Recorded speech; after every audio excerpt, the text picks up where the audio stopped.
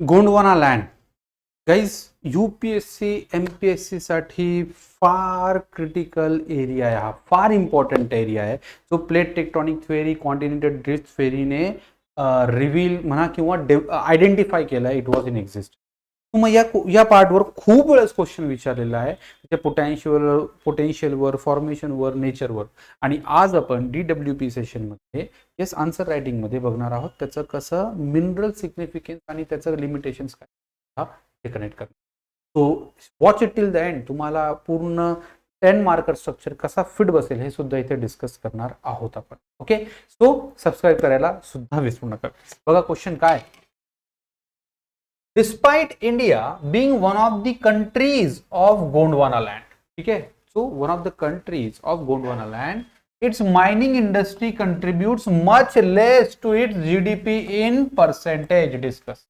मग याचं क्लिअर म्हणणं आहे की गोंडवाना लँडचा पार्ट होता, अजून काही पार्ट्स होते, मग त्यांच्या कंपॅरिझन मध्ये जर का आपण बघितलं तर मायनिंग जीडीपी आपली कमी आहे. मग आता जो आपले क्लिअर दिले त्यांनी इंट्रोडक्शन काय करायचं आणि त्याचे रिझन्स, अनालिटिकल क्वेश्चन आहे ना. मग क्वेश्चन मागणी काय किंवा डिमांड काय याची तुम्हाला सांगायचं reason why mining is not picking up here in the country किंवा एक्सपेक्टेड कंट्रीब्युशन का नाहीये ऑफ.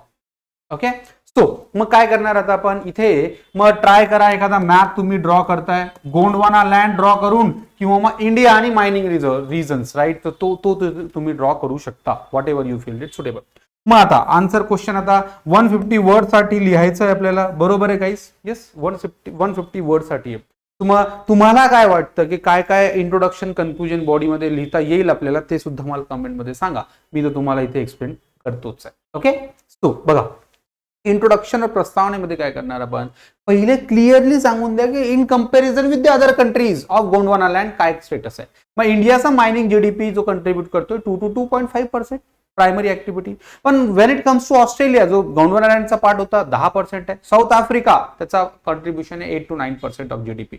मग तेही क्लिअर रिफ्लेक्ट करते की इंडियाचा मायनिंग जीडीपी कंट्रीब्युशन हा कंपॅरेटिव्हली कमी आहे. व्हॅलिडेट केलं या स्टेटमेंटला आपण, बरोबर. मग आता नेक्स्ट आहे याचा डिस्कशन. ठीक आहे, मग आता डिस्कशन मध्ये काय करणार, डिस्कशनला 2 पार्ट मध्ये आपण करू शकतो राईट. की पहिला आहे रिझन्स, काय काय रिझन्स आहेत की इथे का कंट्रीब्युशन कमी आहे. मग पहिला रिझन बघा जिओलॉजिकल कन्स्ट्रेंट्स और भूगर्भिक अडचणी. ठीक आहे, की जसं मग काय असणार खूप सारे जे रॉक टाईप आहे, रॉक स्ट्रक्चर्स आहे, इंटेरियर ऑफ द रॉक आहे, त्याचा स्टडी हा सगळं आपल्याला प्रॉपर अवेअर नाहीये राईट. त्याच्यामुळे काय होतंय आज पण आपले 52% जे रिझॉर्व्स आहेत ते अनटॅप्ड आहे किंवा अनआयडेंटिफाईड आहे.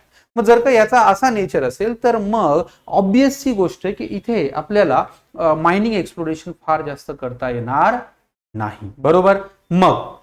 मग सेकंड इश्यू काय, इन्फ्रास्ट्रक्चर. आता मायनिंग करायची म्हटल्यावर तुम्हाला मायनिंग रिलेटेड इन्फ्रास्ट्रक्चर लागेल, रोड लागतील, रेल्वेज लागेल, ट्रान्सपोर्टेशनसाठी पोर्ट्स पाहिजे. ठीक आहे, मग याचाच लेबर आणि अवेलेबिलिटी पाहिजे. ठीक आहे, मग तो जर का इनफ अवेलेबल नसेल तर मग exploration is not that way enough possible आहे ना. आणि तो जो प्रॉब्लेम होतोय की जो इन्फ्रास्ट्रक्चरल चोकअप होतोय, बॉटलनेक्स आहेत आपले छोटा नागपूर पेट्यूमध्ये म्हणा किंवा आपल्या south east mineral belt, south west mineral belt मध्ये, त्याच्यामुळे काय होतं की तिथला फुल पोटेन्शियल आपण एक्सप्लोर करू शकत नाहीये. Plus regulatory and administrative challenges, जसं कोल स्कॅम झाला होता. ठीक आहे, किंवा एक्सेसिव्ह मग काय होतंय की त्याच्यामुळे एक्सेसिव्ह प्रिकॉशन्स घेतले जातात. मग क्लिअरन्सेस पाहिजे, एन्व्हायरमेंटल क्लिअरन्स पाहिजे, सोशल इम्पॅक्ट असेसमेंट पाहिजे आणि त्याच्यामुळे आणि प्लस भरपूर सारे क्लिअरन्स. जसं लाईक एक माइन ओपन करायची असेल तुम्हाला तर इंडियामध्ये 100+ क्लिअरन्सेस तुम्हाला लागतील राईट. अशा केसमध्ये ऑब्वियसली गोष्ट mining is considered a less lucrative job to be done. मग एन्व्हायरमेंटल क्लिअरन्सेस सगळ्यात क्रिटिकल पॉइंट आहे एन्व्हायरमेंटल क्लिअरन्स राईट. की environmental clearance no doubt environment should be considered superior. ठीक आहे, पण मग असं आहे की तुम्ही मग रिसोर्सेस एक्सप्लोर करणार नाही, तो सुद्धा एक प्रॉब्लेम आहे आपल्याकडे. मग त्याच्यामुळे काय होतं एन्व्हायरमेंटल क्लिअरन्सला जो डिले होतोय किंवा एन्व्हायरमेंटचा कन्सर्न आहे, डिफॉरेस्टेशन, मायनिंग रिलेटेड पोल्युशन जे होणार आहे, एअर सॉइल वॉटरचा, रिहॅबिलिटेशन होणार आहे, सगळे कन्सर्न्स आहे ते प्रॉपर आपण ऍड्रेस केलेले नाहीयेत पास्टमध्ये, म्हणून आज लोक किंवा कम्युनिटी त्याला अपोज करते. तर if you can do this then you will find की मग त्या गोष्टी तशा होणार. त्याच्यानंतर काय की सोशल रेस्ट्रिक्शन्स है ना, किंवा सोशल इश्यूज, सामाजिक जे प्रॉब्लेम्स आहेत आपले, जसं ट्रायबल्स आहे, मग ट्रायबलचा नेटिव्ह लँड आहे जो जिथे माइन्स लोकेटेड आहे ते असेल, किंवा मग क्राईम्स, मायनिंग टाउन्स हे क्रिमिनल टाउन्स आहे, मिर्झापूर वेब सिरीज तुम्ही बघितली बरोबर. अजून काही नाव तुम्हाला माहित असतील तर तुम्ही कमेंटमध्ये मला कळवा. ओके, सो कमेंटमध्ये सांगा.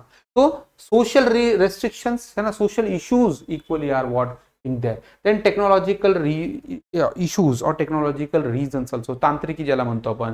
मग मायनिंग, अंडरग्राउंड मायनिंग असेल तर ती रिस्की आहे, ठीक आहे. किंवा मग तुम्ही जसं की रॅट होल मायनिंगचा जसा प्रॉब्लेम आहे, किंवा मग टेक्नॉलॉजी लागेल, रिमोट सेन्सिंग असेल, किंवा प्रॉपर रिसर्च आणि डेव्हलपमेंट जर का नसेल, यू विल फाइंड की मायनिंग असून सुद्धा, रिसोर्सेस असून सुद्धा त्याला आपण एक्सप्लोर शकणार नाहीत. राईट. मग हे काय व्हेरियस रिझन्स आहेत की आपल्याकडे का मायनिंग कंट्रीब्यूट करत नाही. पण मग आता तुम्ही काय करणार, सोबत याला सजेशन्स पण देणार. ठीक आहे, मग तुम्ही काय सजेशन देणार आहे. सजेशन म्हणजे मग तोच की डिस्कस पडलाय, सो मग आपल्याला सांगायचं की डिस्कस म्हणजे मग आपल्याला एक कम्प्रेहेन्सिव्ह पॉलिसी जिथे प्रॉपर मायनिंग आयडेंटिफिकेशन पाहिजे, टेक्नॉलॉजिकल इन्व्हेस्टमेंट पाहिजे, पीपीपी मॉडेल डेव्हलपमेंट पाहिजे, क्रिटिकल मिनरल्स आयडेंटिफिकेशन आहे कारण जिओ स्ट्रॅटेजिक पर्पज सुद्धा त्यांचा आहे.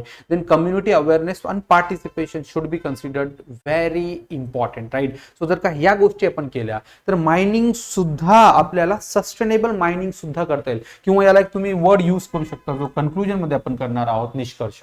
मग निष्कर्षमध्ये नो डाऊट आपल्याला याला प्रमोट करायचंच आहे ना मायनिंग ऍक्टिव्हिटीजला, कारण आपल्याला रिसोर्सची नीड आहे.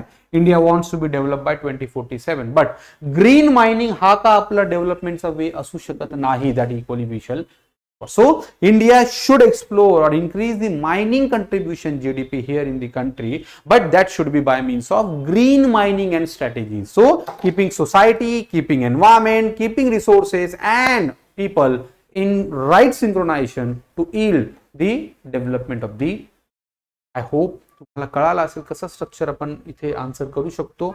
काही डाऊट्स असतील, कमेंट असेल तर let me know in the comment box. Subscribe करायला गाईज विसरू नका, शेअर सुद्धा करा, अजून लोकांना याचा बेनिफिट. थँक्यू.